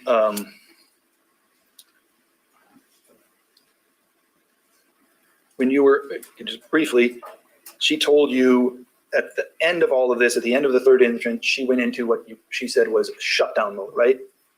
Correct. She used the term autopilot. Yes. And again, that's not unusual based upon your training and experience that you've had with other victims of assault to express a similar type of feeling. Agreed? Yes. That's all. Thank All you. right, any redirect? Briefly, Judge. Officer, it was a bit hard to hear the recording. Would you agree? Yes. And the testimony that you provided, either if it was hard to hear or if it was outside of that part that was played, your testimony was consistent with what you saw in the video and the additional portion that wasn't played, correct? Yes. You mentioned that there were some questions about resources and information that was provided by two women who were part of a crime victim response team to the defendant, correct? Correct. So that information was, as you stated on cross-examination, information that let the defendant know there were resources if she was in a situation similar to this one that she described, correct? Yes. So if she was being interviewed by a male and she wanted to speak with women, she could have relied on those resources, correct? Objection. We approach. Fair. Objection overruled. Do you remember the question? Can you repeat the question? There was information provided by two women from a crime victim response team to the defendant, correct? Yes. And that was information about resources that she could call or reach out to if she was in a situation similar to this one in the future, correct? Objection. No foundation. He doesn't know what they told her. Overruled. Yes. And you have experience with the crime victim response team in your employment, correct? Yes. So you're familiar with the general type of information that they provide? Yes. So the information that was provided on February 26, 2018 to the defendant provided her with resources that she could have relied on if she was in a similar situation or being interviewed by a male or somebody else in the future. Is that correct? Yes. Nothing further. All right, any recross? Just this issue about what resources were provided. When she met with the victim crisis response team, you weren't in the room, were you? No. You don't, other than through, if you've watched the recording at the time, you didn't know what was told to her, correct? Correct. When you conducted the interview, you didn't tell her, hey, if you want a female officer in here, you can do that, correct? Correct. And she acknowledged that she was okay speaking with you, correct? She did. But you never availed her of this apparent opportunity that the state was alluding to that she could ask for a female officer. You didn't tell her that, correct? Correct. And you don't know what, if anything, she did with follow-up with people from the victim witness or the crisis response, do you? I do not. You don't know if she went to Bolton House Refuge and spoke with people there. I do not You don't know. know what they told her. I do not know. You don't know if she went to the Chippewa Falls Family Wellness Center and spoke with people there. I do not know. You don't know what they told her. Correct. And you certainly understand that any human being who's suffered from trauma may or may not be able to avail themselves of all the opportunities for help. Agreed? Agreed. Sometimes when people are suffering from that trauma in the moment, they can't necessarily ask for the help that they need, right? Objection calls for speculation. Yep. Sustained. Well, there's this implication that you gave in your testimony that a woman who's been assaulted once should know in the future what she needs to do during some future assault. Is that what you're saying? Objection, I think that misstates the testimony and it's Sustained, I agree. That's certainly not what you're implying, is it? Repeat the question. You're not implying that because a woman was assaulted one time, that they would absolutely know how to respond if that ever occurred in the future. objection, asked and answered, speculative. All right, I've already sustained the objection on that. So, Can we approach, Judge? no, I don't think we need to approach on that, Mr. Nelson. So if you would wrap up your recross. The questions that were asked of you on redirect were about what was told to Ms. McCandless by crisis response workers. Agreed? Agreed. You don't know what was told of her. Agreed? Agreed. That's all. Okay, Officer Vang, I believe you're free to go. Anybody intend to recall Officer Vang? No. Okay, you're free to go, sir, and free to step down. Thank you, Your Honor. for your time today, and have a good day. Thank you.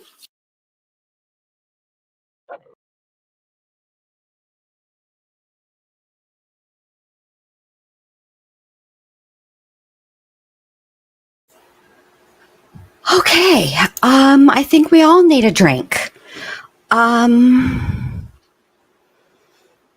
Because what happened? Where's Mo going?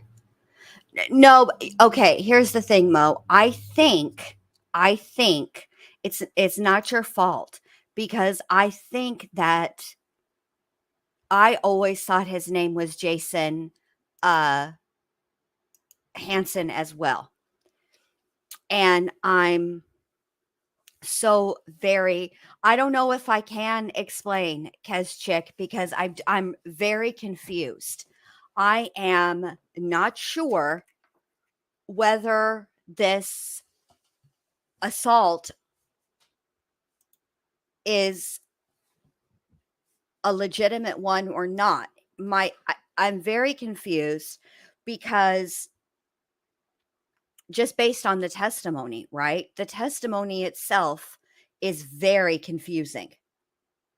So I'm hoping that at some point it's explained further, because I don't really understand what the point of bringing in this other SA or potential SA was from the state, because the state's the one that did it. Yeah, I mean, this is where I'm at too. And I don't know how to do the well, I'm not a member of my own channel, so I can't use any of the badges or emojis. Sorry, the emojis. I don't understand why they brought it in. Which the initial officer, okay, this is what I'm thinking. All right. Now, this is not something that the jury would be able to consider. Okay, so let me make that very, very clear. They would not be able to consider this. However, let's think this through. Ezra made a report.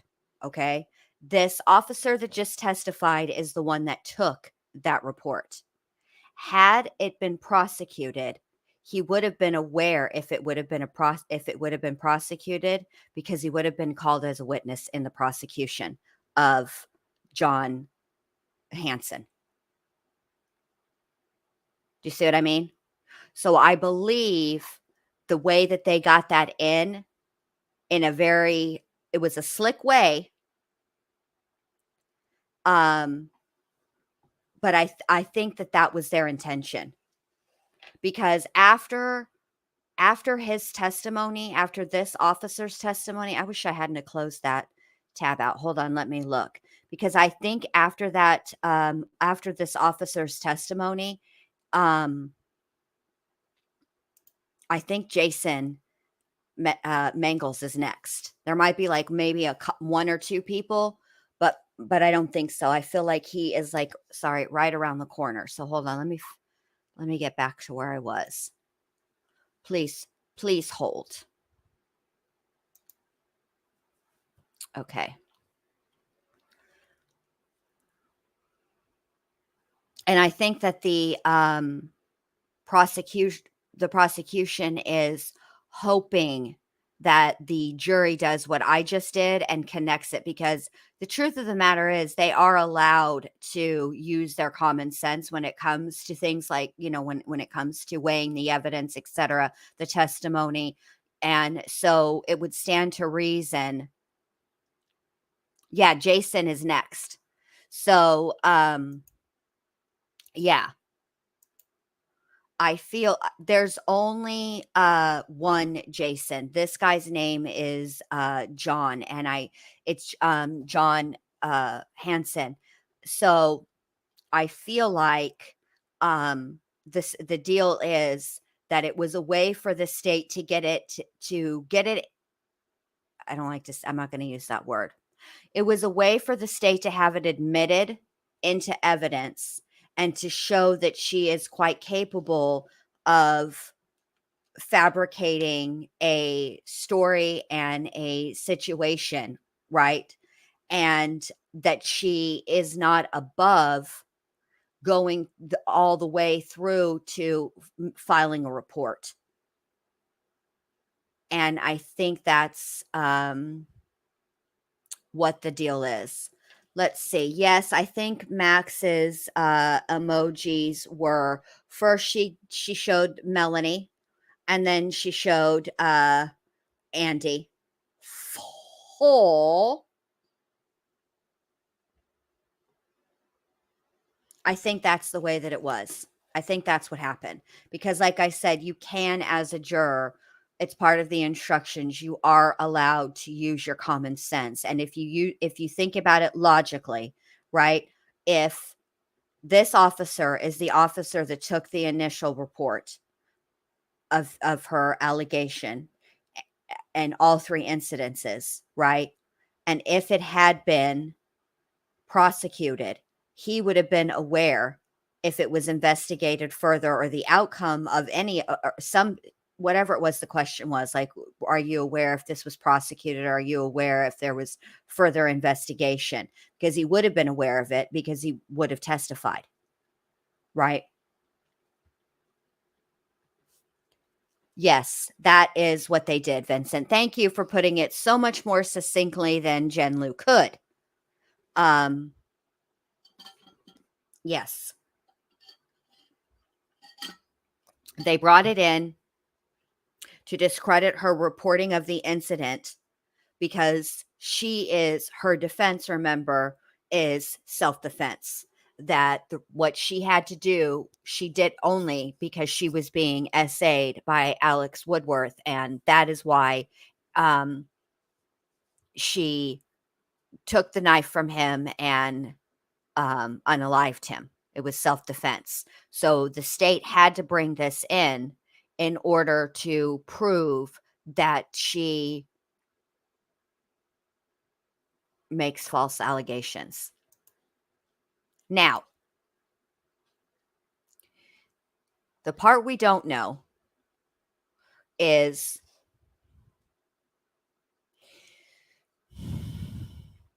see, this is where it gets tricky. And I'm saying this without, because I know Mo said that, well, she didn't say, she wrote that Jason talks about this incident. Okay. And I'm curious to hear his testimony regarding it, especially if he says it's not true, because I'm curious to know how he knows it's not true, because there are incidents that occur, right? And the victim makes a report and the police do everything that they're supposed to do, all of the investigating, all of the things, and they do it all correctly. And they give it to the prosecutor's office. And for whatever reason, the prosecutor decides not to prosecute for lack of evidence, or they don't think it's a winnable case, etc. So that's part of, yeah, but that's okay. The thing about that is, that's what would you expect? To be fair, let's be fair to Ezra for just a minute, right? Just because she was found guilty of this specific crime doesn't mean that she was lying about the other incident. And frankly, what would John say to Jason? What else would he say? Would he admit to it? You know what I'm saying? So, I for me, right? Well, that's exactly that's also what she is saying. That is part of, it's sort of like, we talked about this earlier, on in the whole deal, was basically the Eileen Wuornos defense, that Eileen Wuornos, because of the things that had happened to her when she was young, right, all the way through her adulthood, they and the specific guy from Clearwater, that his name escapes me right now, but bottom line is that she said that her defense basically was, these guys were going to hurt me and I hurt them first. And that what made her be in that headspace and always ready or watching or weary, if you will, is the fact that it had happened to her before and she never dealt with it or got help for it, right? And so she was really incapable in a sense of judging an actual threat versus just a perceived threat, because there's a difference, you know what I'm saying? And so I think that that is exactly what the state is alleging here. However, for me personally, I think that the state is playing a dangerous game. I'm going to need, as a juror, more evidence that she lied about John before I can believe that she lied about Alex. Do you see what I'm saying? Richard Mallory, thank you, Molson man. So exactly, Max 2002, exactly. That's absolutely correct.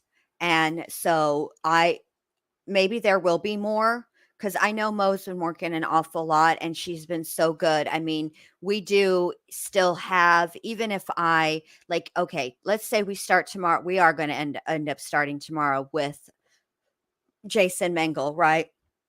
That's going to be 1, 2, 3 days, right, of testimony from him. 1 day, 2 of the days. So tomorrow is Tuesday. So Tuesday, it's going to be his direct examination. And then Wednesday will be his direct examination. And then Thursday will be, right? Is that right? Yeah. Tuesday, Wednesday, Thursday. Yeah. Would be completely the defense. And that the defense is an hour and 47 minutes. So that's quite a bit of time. And then there's more lead investigators, there's physicians, there's a lot. So, right. There's going to be, there's a lot of testimony before, and it looks to me like Ezra takes the stand, and then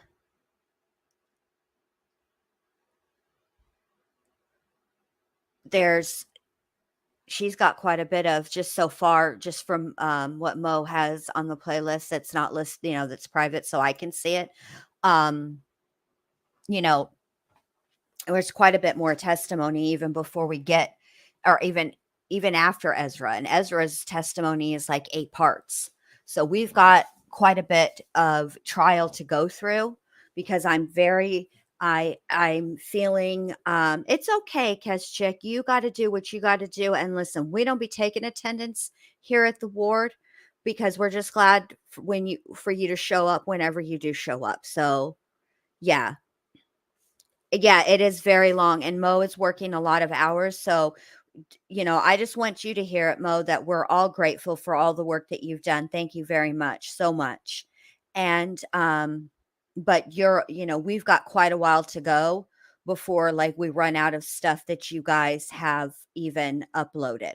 So you're good. Aw, Kezchik, we miss you too when you're not here with us. But it's okay if you're late. Bye, babe. Thank you so much. I'm glad you got a chance to come in. Thanks for spending your break with us. Love you long time. Okay, bye. But yeah, so we've got a while.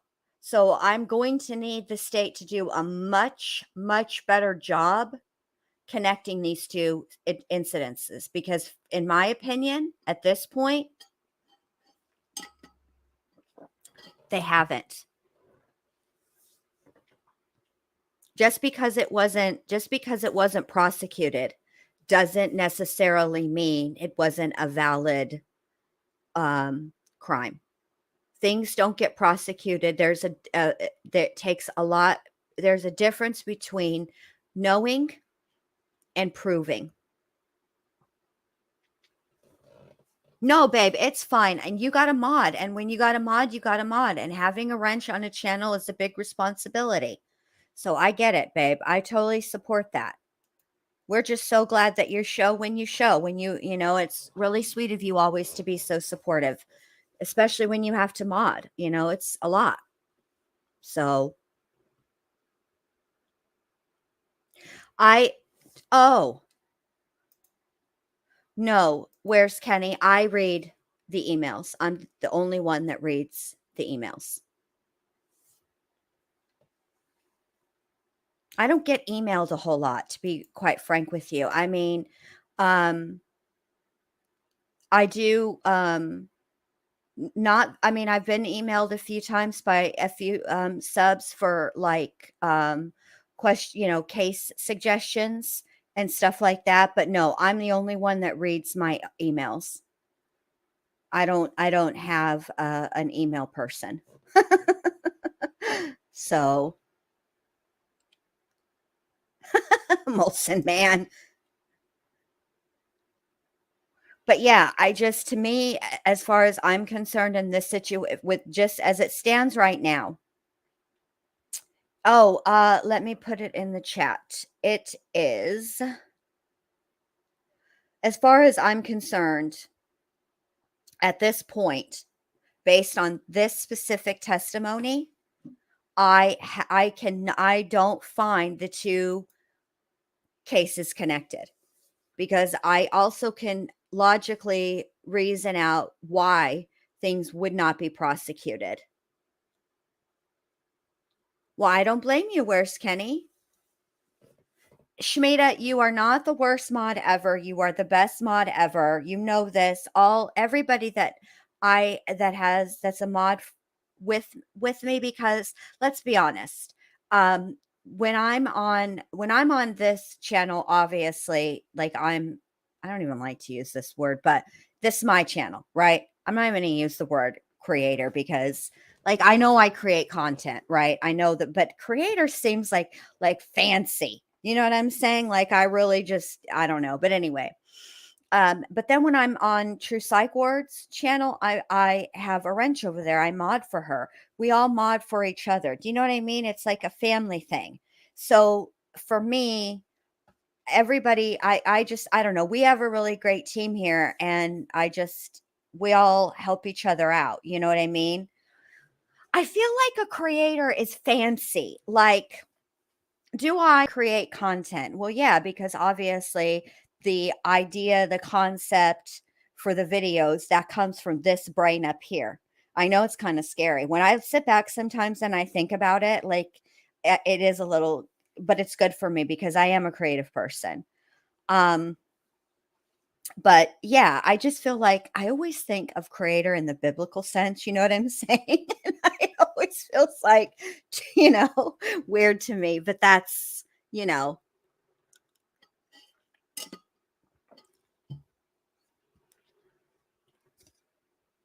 I just feel like, it's just, oh, thank you so much, Amelia. Thank you. Yeah, that's how I feel like. I feel like I'm yeah, like I'm sitting on, I don't know. It just feels, I don't know, feels too much fancy. And, I don't know. But yeah, where's Kenny? Having a wrench, in my opinion, it's a responsibility and an honor. And if somebody were to give it to me, um, which I have, I've been given a wrench, I feel, honored.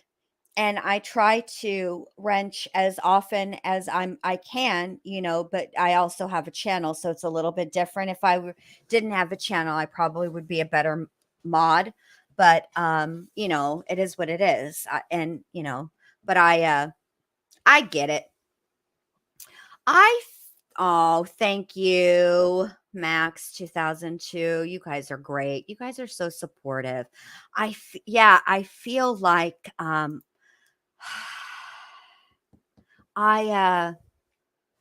don't know what I would refer, I do enjoy making the videos. So I'm not gonna, it is an excellent creative outlet for me. I used to do a lot of, when I was a lot younger, especially in high school and stuff, I did a lot of drawing and painting and stuff like that. I love to throw pots. I like to sculpt.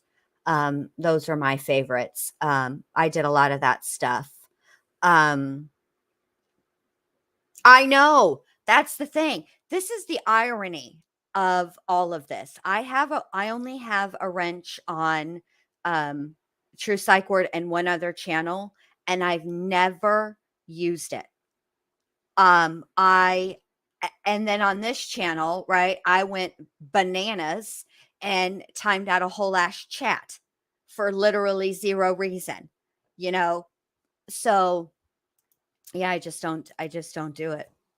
I'm not good at, like, if you guys ever go look at my comment section, especially on the West Memphis 3 videos, I never delete anybody. Every comment gets to stay. I mean, the only thing I've ever like deleted were links, like the bots that come in because they comment too. Those I delete, but usually YouTube is really good about actually getting those before I get them. Like they'll show up as a notification, and then when I go to deal with it or whatever, it's already gone. I don't even know why they bother. Excuse me. Sorry about that. I don't even know why they bother to email to give me a notification. So, yeah. I let everybody say what they want to say because I feel like I would be irritated if I took the time out to write something. And listen, the comments on the West Memphis 3 case, they're, even though they are disagreeing with me, to their credit, they're respectful. And I mean, they're not calling me names or anything like that. And they are well thought out, and they're good arguments for, you know, why they feel the way that they feel, why they view the case the way they view the case. So just because I disagree with it, I'm not going to delete it. You know what I'm saying? Because I think you guys should, that's the other thing. I think people should be able to hear and see, obviously, both sides of a case. And my opinion is just that, an opinion. It doesn't mean I'm right about mine. It's the truth of the matter is, when it comes to cases, in my opinion, this is how I feel about it. We're all looking at the exact same evidence, okay?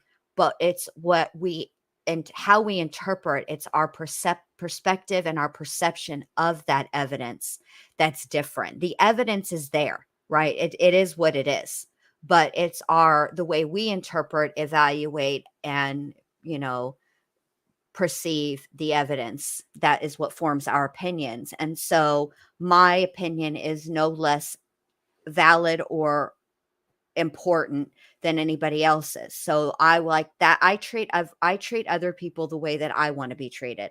And I would like, if I took the time to leave a comment that was, you know, well written and thought out, I would, whether I disagreed or not, I would like for I would like for it to be read, and I would like for it to be left up.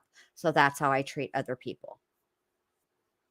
That's how I roll. Oh my gosh, where's Kenny? I'm glad that you brought this up, because let me say, this has been weighing on my mind.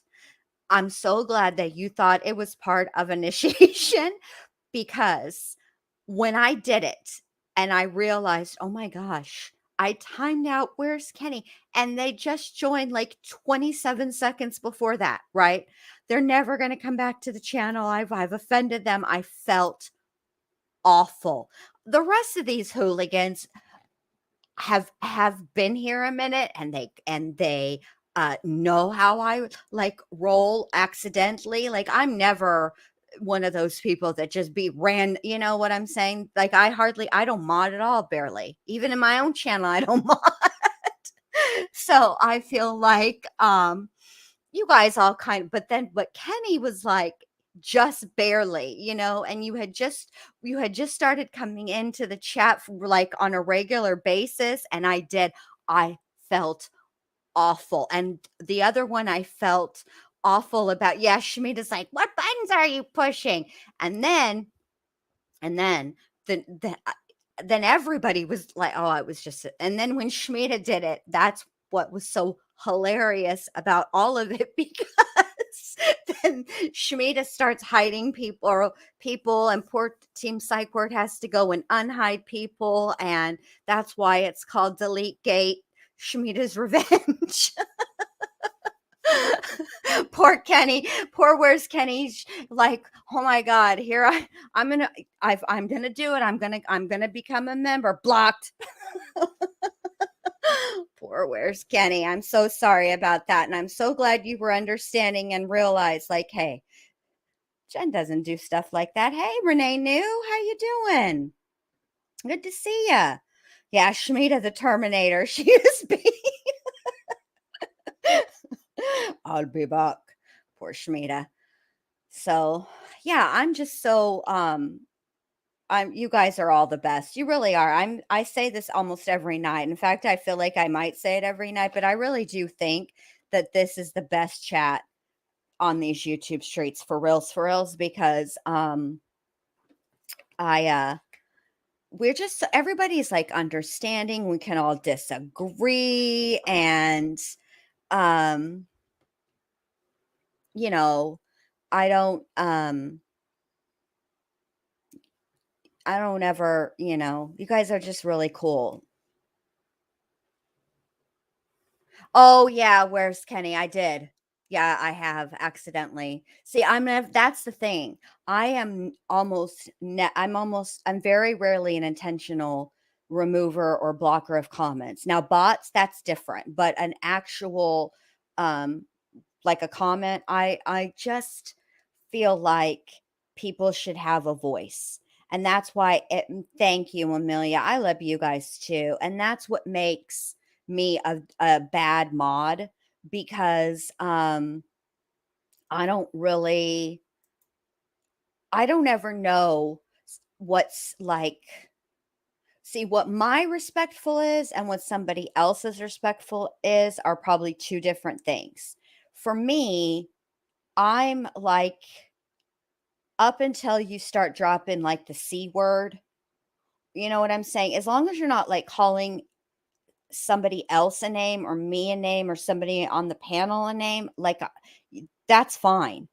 But other people, like people's levels of respect are different, and what they consider respectful and disrespectful is different. And that's why I'm terrible at it. So, I don't go anywhere hardly anymore. I will say this. I was in Alex Erickson's chat today. She was covering some stuff that's happened in the Summer Wells case. I don't want, like, it was an interview that was given. I guess Jose has finally given an interview, and it was quite interesting, because she was she was initially going to play uh, audio of the interview, but then the person who played the interview, who got the interview and did the interview originally, right, had asked that nobody, yes, Max, that nobody like give it 48 hours on this person's channel before they start using it for fair use and all that. And I thought it was really cool that Alex was respectful of that and decided not to play the audio, because even then it would have been, I mean, it would have been fair use. You're allowed to do that on YouTube, but I thought it was cool of her just to be respectful like that and not cause an issue. And so instead she took a ton of notes over the interview and discussed it and all that. And I thought that was really cool. And so I really appreciated that about her. And it's nice, I like to go, and the other chat that I like hanging out in is criminalities chat, because I enjoy the true crime discussion. I love true, you guys know, that's why we're all here. We all like true crime, and it's that's what I like, is to discuss, yeah, Max, it's justice, the number 4, all is where the original is where the original interview took place. That's the channel. So Alex is very nice, Renee. She really is. And I just thought it was really, hey, coolest reviews. I really felt like it was cool of her. Like she could have totally played those audio clippings and totally been within fair use guidelines and been fine, but she chose not to. And instead said that she was going to give it a couple of days as the creator had asked and make like a video and play the audio clips and then give her opinions on the specific clips that she played, which I thought was really cool. So you guys should definitely be on the lookout and go give her a sub to her channel, because I'm really interested in hearing her thoughts on it. So yeah. Oh, you know what? Let me find it for you. Where's Kenny? And I will drop the link for you. No problemo. Let me get that for you guys. I think that she changed the way that she typed it, that she spells it. So just let me get it for you. Yeah, I think she did. She took out the little asterisks.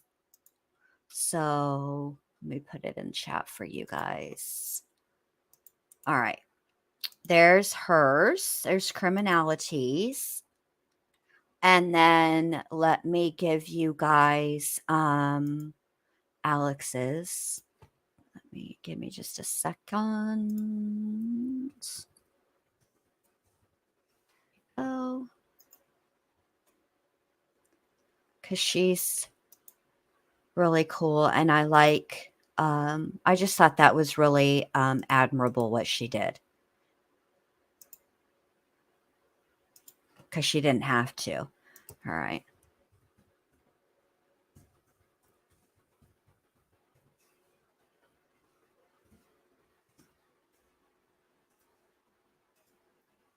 All right, there we go. I need to, is there an opportunity for extra credit? I know already that the whole delete gate is definitely going to take some points off. I don't know where you're going to deduct the points. Not really. It's not really a talent related situation. It's not really in the interview portion. Go ahead and deduct it from swimsuit round, because that's my lowest scoring round anyways. So if there's extra credit, I'd appreciate it. Good night, Max 2002. Thanks for coming. I can't wait to see your work, coolest reviews. I really loved that picture you sent me. It was really, I thought it was really good. I really did.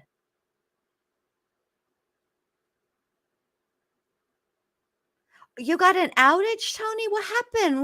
What's going on? I'm so sorry. That's so inconvenient too. Well, I mean, you did miss us a little bit, but that's okay. I started at 9 and it's like after 11 or whatever, but I'm glad to see you anyway.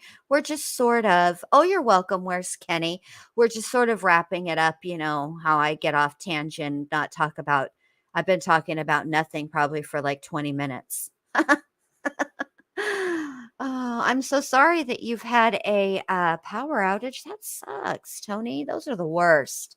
I remember after Hurricane Irma, we were without power so Irma hit Sunday night, and I'll never forget this because I was in the middle of watching 90 Day Fiance. Please don't judge. And I feel like it was actually the reunion when it happened, but I remember the power went out at like 10:45 or 10:50, something like that. and it didn't come back until I think we were without power for like, I don't know, 3, 4, maybe 5 days. And the only reason, but there were people, and listen, oh, I see, I see, I see. Okay, not like okay, gotcha, gotcha, gotcha. Okay, okay. So I love 90 Day Fiance, and let me tell you, I will. That is the, um, it was, I'm lying. It wasn't even 90 day yet. It was before the 90 day, because that's the one with Paul and Carini. Yeah. And I used to watch The Bachelor, Renee, but I don't anymore. I used to, though. My sister and I used to watch it together, and we would be on the phone together talking shit about what was going on. We were the worst. Um, yeah, we're awful. We also, but anyway, it was the reunion show, I think, and we were without power for like 4 or 5 days, and there were people that were without power for much longer. And the only reason why our power was fixed so quickly is because, for one, not very many lines were damaged. That was a blessing. But number two, we happened to be on the same power grid as downtown Dunedin, where all the restaurants and stuff were. And so obviously it was a priority to get places like that fixed. So if you are home, right, and you are without power and you obviously can't cook or whatnot, if you don't have a generator, then you could at least go to the restaurant. So that's why. Oh my gosh, where's Kenny? I used to watch that show too.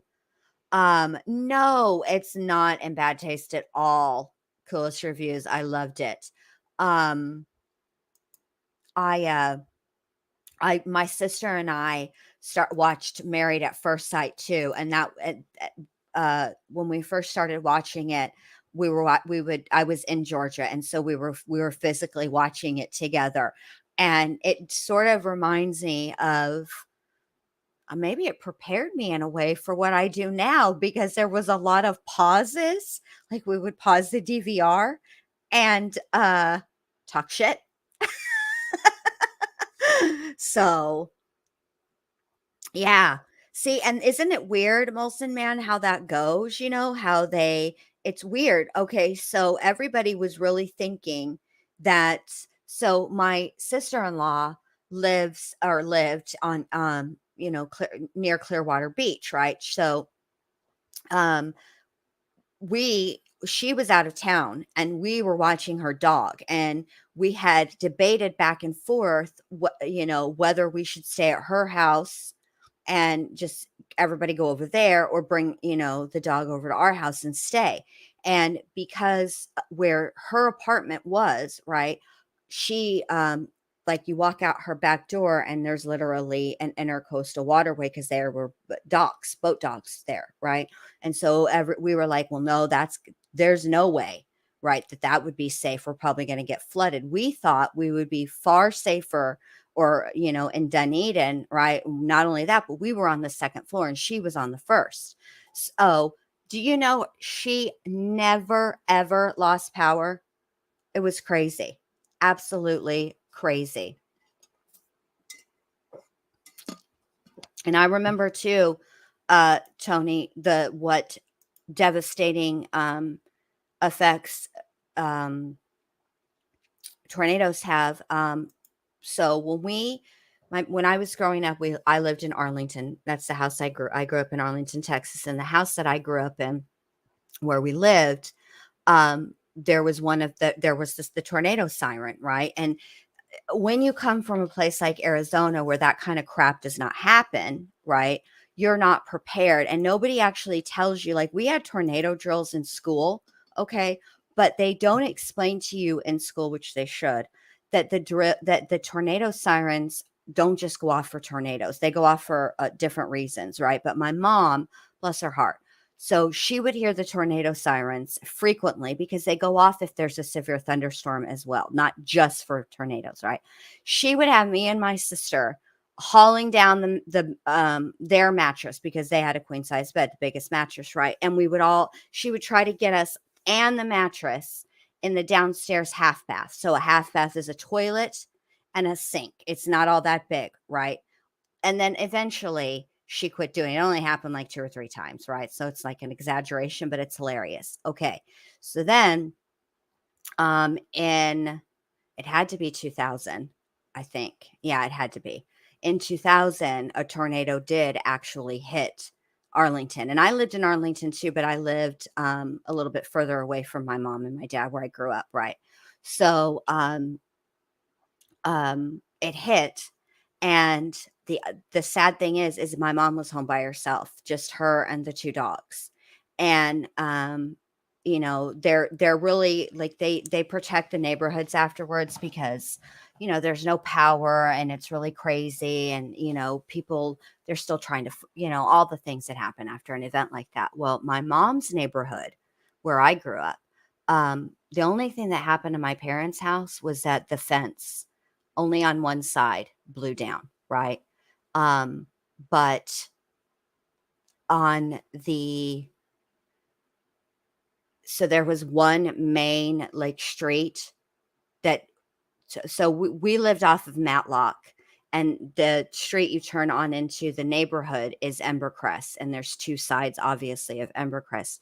So the side that we lived on was the older side, and then they had built a new neighborhood probably like 5 years prior to that or something, and that neighborhood was demolished. And we're talking about, I mean, it's not that far, right? We're talking about like a neighborhood street. So it's room enough for 2 cars on it at once. You know what I'm saying? So it was scary.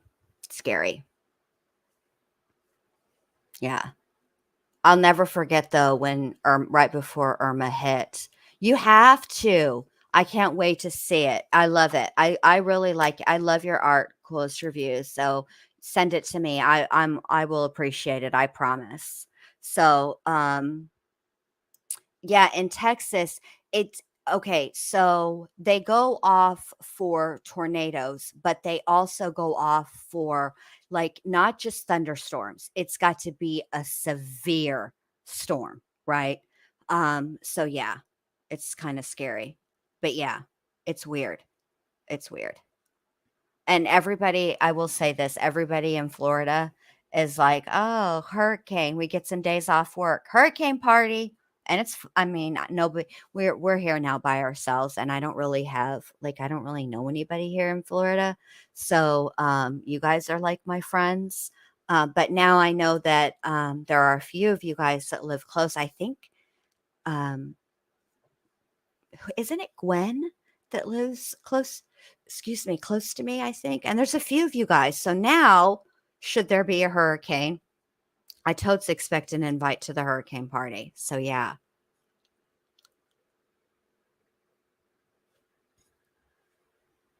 Oh my gosh, that's crazy.